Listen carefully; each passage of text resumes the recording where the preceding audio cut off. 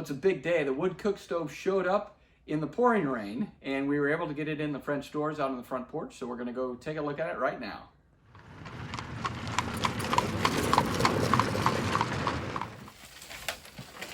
Oh, she's a beauty. Yeah, she is a beauty. A little bit wet. We actually had our neighbor come over with his skid steer. We loaded it from the semi to the back of my pickup truck. He took it from the pickup truck to these French doors. And there's about a 4-foot drop down there, so it was kind of tricky to get it back here, but we got it here, so I haven't even looked inside. So I'm going to take a look here. I got the crating off. This is the Firebox. Can you see this, Danielle? That's the Firebox there, with reflective panels here for heat, and then it's surrounded by a water jacket. I got to figure out what that is. And then this is not a huge oven, but this is the oven here. So you can cook some loaves of bread, some pies. A couple trays there. You could get a lasagna thing in there. Yeah, you can get Maybe some two casserole dishes and stuff in there. Looking forward to that. So this is the Rizzoli LT90, and the reason we ordered this came all the way from Italy. See that, made in Italy? In fact, I love the little inspector's card here. Everything's in Italian. So, but Anna Maria was our inspector, so I'm pretty happy with what she sent. We ordered this in February, and it was supposed to deliver in July. And what is it today? December 6th is when it finally got here. Supply issues have affected the whole world. But the reason we ordered from Italy is because they really just don't make this in the United States. I mean, they do make some models that are similar, but we'll talk about it later. The qualities that this had, I got to tell you, Europe is light years ahead when it comes to equipment like this, and Canada also. But we actually went with Italy, and we're going to see if we can hook it up.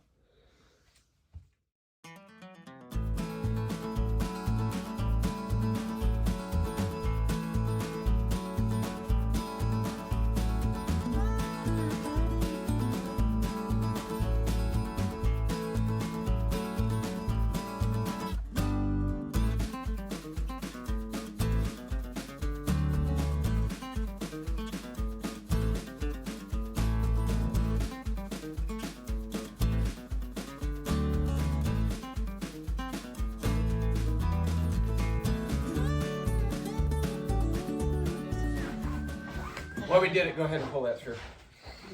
I will say that these legs on the stove are very, very, very flimsy. You know, this is a 660, 670 pounds, and they've got these little 1/4-inch feet on them. So I'm not real happy with those, but we managed to get it on there. I was able to bend this one back, and then this pallet that we got it on, it's kind of weak too. We dented the side there, but it's in place now, so it's not moving. Well, here we are. It's a race against time. The plumbers are downstairs trying to get the stuff all set up, and we're getting the stove peeled off and ready to go. And it's really difficult because this is an Italian manual, and the translation's a little rough. I'm going to read directly from the manual here. For example, to cook the spineless person biscuits in a correct way, I'm not sure what a spineless person biscuit is. So if there's any Italians out there, if you can let me know what a spineless person biscuit is, I'd appreciate it, because I want to be able to cook them. Well, I can't talk too loud. It's 1 o'clock in the morning. The kids are all in bed. It's like -4 outside, and we can finally start the stove for the first time, and hopefully it'll work. We got the reservoir full of water. We got the pumps working. Let's see what happens here. Fully open. Key out.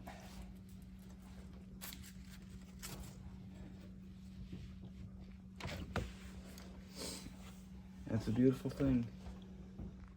Well, as you can see around me, we don't have a full kitchen yet, but we do have a wood cook stove now, and we can cook on it. So let's go through the particulars of the stove part by part to show you how this works. First of all, we have the Firebox here. Obviously, is where the fire burns. We have an air control here that controls how much air is going into the Firebox. The oven is here with a thermometer on the glass. That's in Celsius, not Fahrenheit. And a little drawer inside and grates. Down below we have a drawer. This is for storage of cleaning supplies and different things. The manual is down there, but it's not really a warming drawer. It's below the firebox. This rail is nice. As you can see, the stove is burning right now, and this is nice and cool, and it pretty much stays cool, except right above the oven. When you open the oven quite a bit, it gets a little warm. We have over here tools. This helps rake out the ashes in the firebox and in the ashtray down there. And then this is a clever little tool that helps me on my cooktop to go ahead and pull sections out. Any of you are familiar with a wood cook stove, you can operate pots and pans directly on the stove. But quite honestly, when this thing heats up, you don't really even need to go into the concentric rings if you don't want to. What this is real handy for is a really big pot of water. I'll pull out a bunch of rings and I can get 3 gallons of water boiling pretty fast on this, faster than my propane stove. So that's a great feature there. Now what I'd like to do is walk around the backside and take a look at the Hydronic System. This has a water jacket around the firebox, and it actually heats water for our floor downstairs. Well, we wanted to get this video out of the way because eventually this is going to have a wall around it. You won't see any of this, and this is really the functioning part of this stove. First, I'll start down here. This is the air intake. We have elected to take air from the outside of the house. It goes under through the floor joist and to the outside. That keeps the from creating a negative pressure in the house. So it's a little more efficient that way.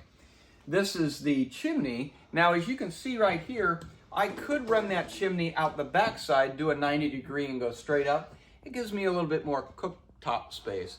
But the chimney straight out the top gives you better draft. I really didn't need a bunch of cooktop space, so I went with the better draft option. And it works great for this room. Now, this is a jumbled mess, or it looks so. But let me just briefly go through what we're looking at here. This is an aquastat, measures the temperature of the water and controls a pump downstairs. So that goes right into the water jacket that's inside. This right here and this over here, that is the intake and the outflow of a copper coil inside the chamber that if the water gets too hot to where it's going to boil, it will actually take cold water from the house and run it through there. That's a safety feature. Now, there's several ways to do that. We won't go to the particulars of that, but that system is also run off of an aquastat, which is right back here. It's kind of hard to see. But again, if that boiler gets too hot and it's going to boil in there, which you don't want it to do, it will run cold water from the house through the system and down a drain in the basement. These big pipes here are the, well, that's basically the functioning of the boiler inside. You get cold water in here from downstairs, and then it heats up and comes out here, and this hot water goes back down to the buffer tank in the basement. And we'll have to walk down to the basement and show you the particulars of that. I'm going to briefly touch on the difference between this and a normal hydronic system. Normal hydronic system, you set the temperature that you want, and when it gets too cold, it kicks on a boiler, creates hot water, puts it through your floor, and when the temperature is where it is, it cuts off that boiler. Well, we can't work that way because we have a wood cook stove. So we kind of reverse that a little bit. Let me explain how we do that. When I want to start the stove, I fire it up. And when it gets hot enough, it begins to cycle hot water into this buffer tank. Then I come and turn this pump on to heat the floor. Because this system cannot start and stop the fire upstairs, I have to do that. One of the things we talked about upstairs was the cooling loop, the safety feature of this. That aquastat is actually attached to this right here. And if the water gets too hot, it opens up that cold house water that goes through the piping, comes down here. It's controlled by a solenoid here. If it gets too hot, it opens up, the water flows, and it goes right into that drain. Now this system is not designed to work on a regular basis, it's designed as a backup plan. If it actuates, you're doing something wrong.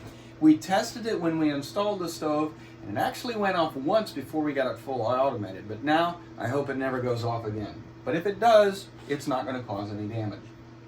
This is hooked to the aquastat that looks at the temperature of the water in the boiler and controls when this pump turns on and turns off. The importance of that is this. You do not want cold water in that boiler. You want hot water in there, because if it's too cold, it can cause condensation, acidification, and a lot of soot buildup inside the burn box. You want it to be hot. So it will not turn this pump on until it hits 160 degrees Fahrenheit. In fact, we're getting there right now. You'll hear this thing kick on as we're talking.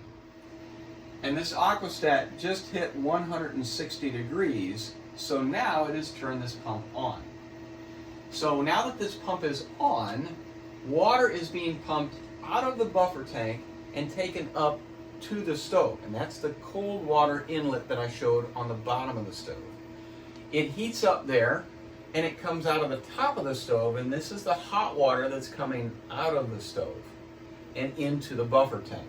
So now I have a closed loop system of water getting hotter and hotter and hotter in here.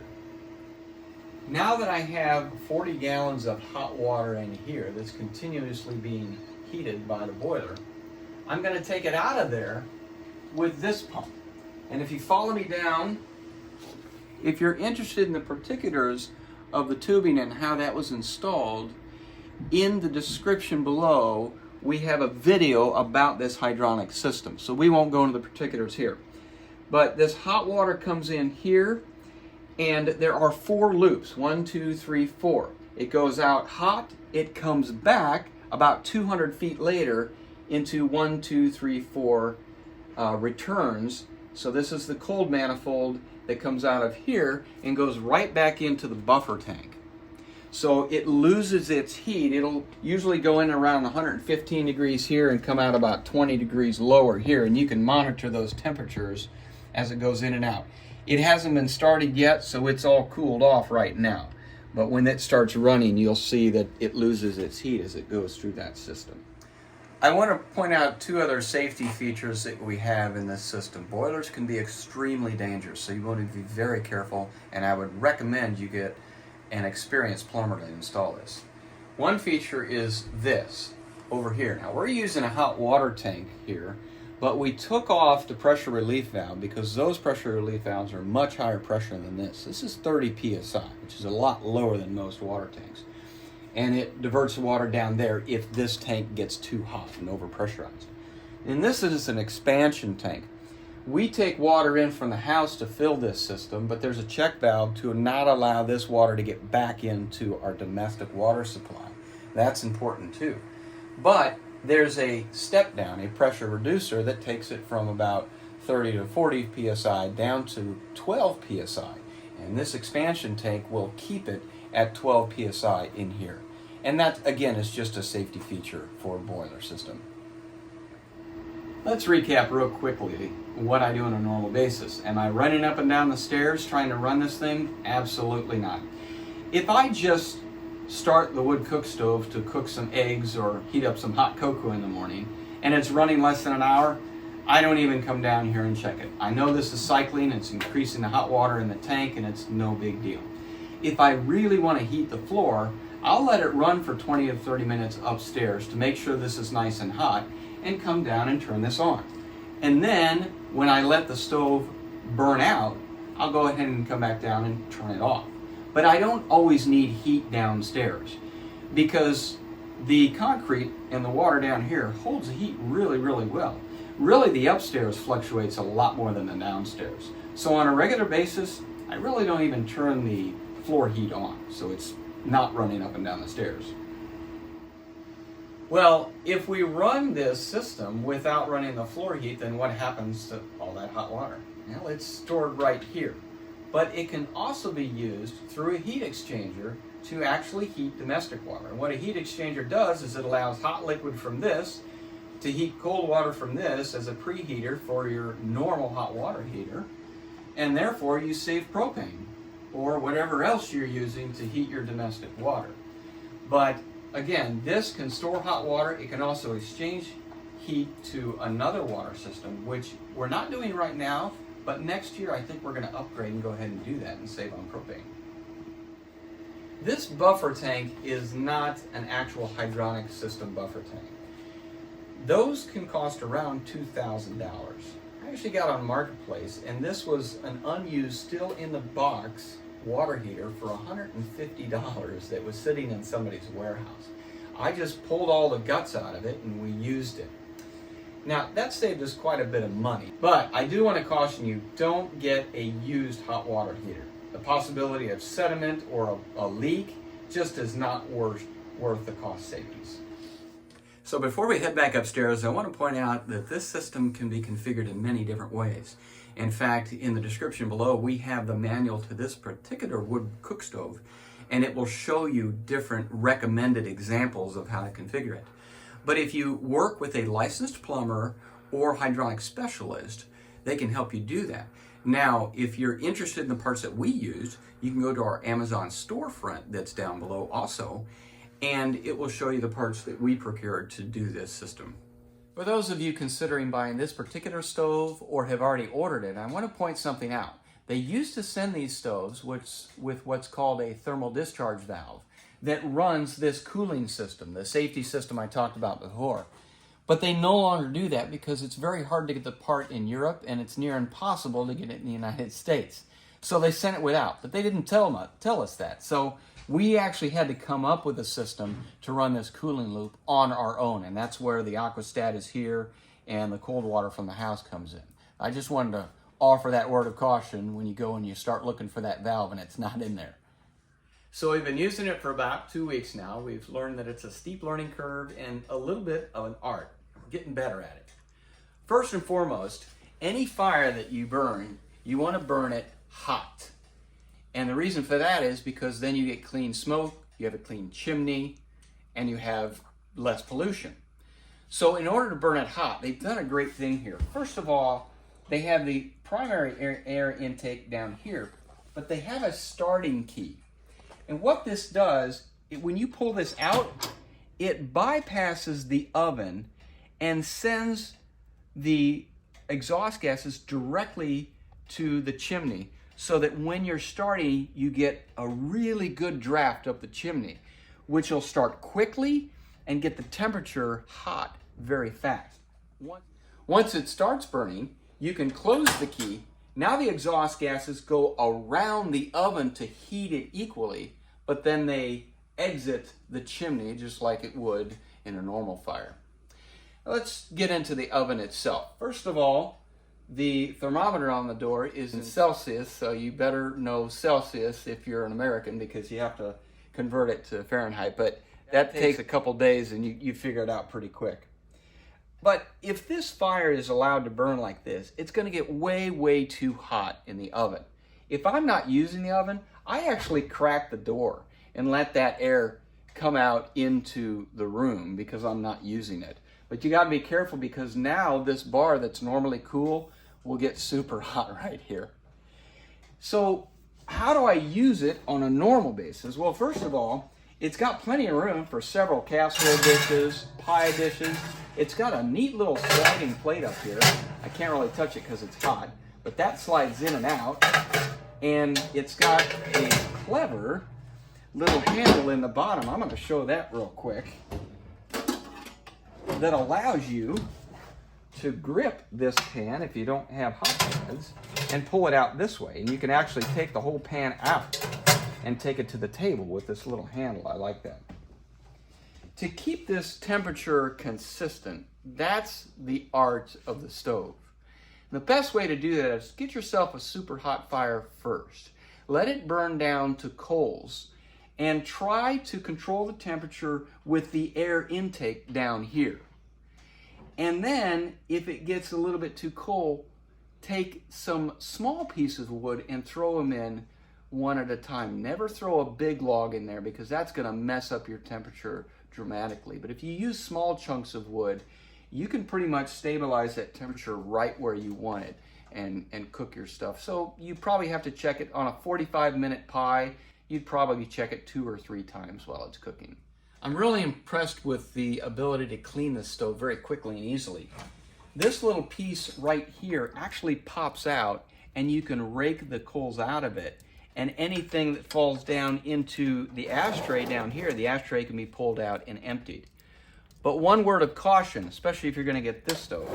If you see down in here, the drawer overlaps. There's a little gap right there that ashes can fall into. Definitely don't want any flammable things in that drawer. And in fact, I got tired of cleaning it out, and you can see how dirty it is down there.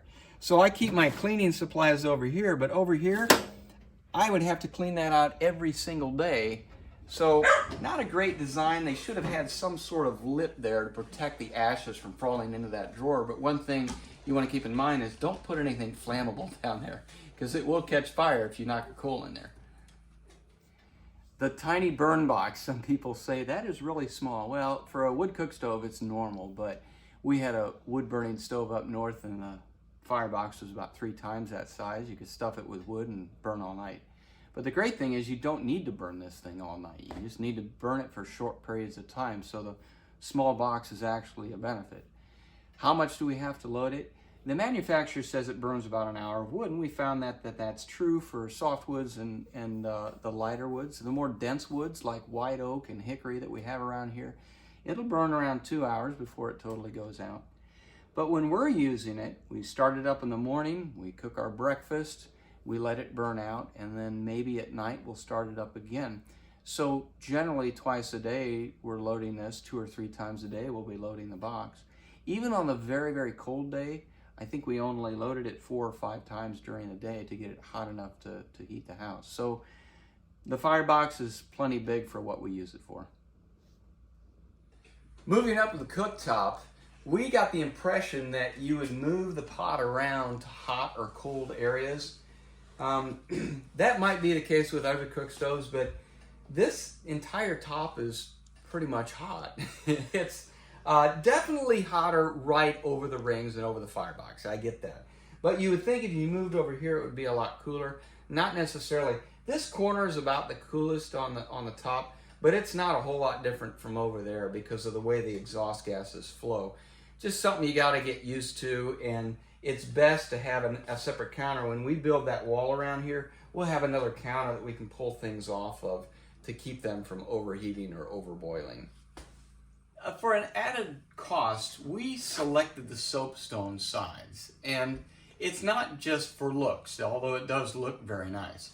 Also, this soapstone absorbs and radiates heat a lot slower than the iron, and so as you can see, this has been running, I think this has been running over an hour, and it's pretty hot in there, but I can still touch it. I mean, it's warm, but it's safe to touch it.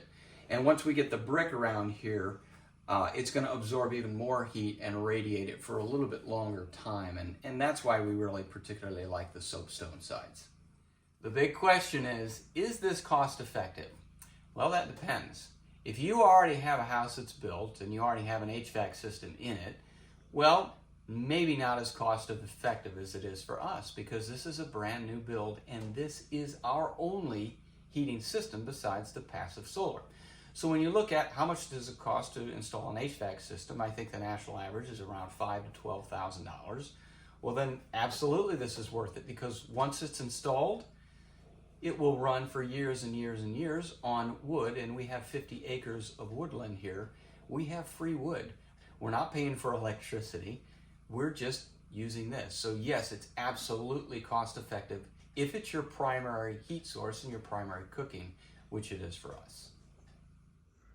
Based on calculations, and I'm an engineer, but my wife sometimes questions whether I did the calculations right, I was pretty confident this would heat our house. This is 2,000 square feet, and it absolutely does a fantastic job. In fact, it could heat a much bigger house, depending on how it was designed. The fact is, 3/4 of this heat actually goes down to the basement floor through the water system, which is awesome because it gives a much more consistent heat throughout the house.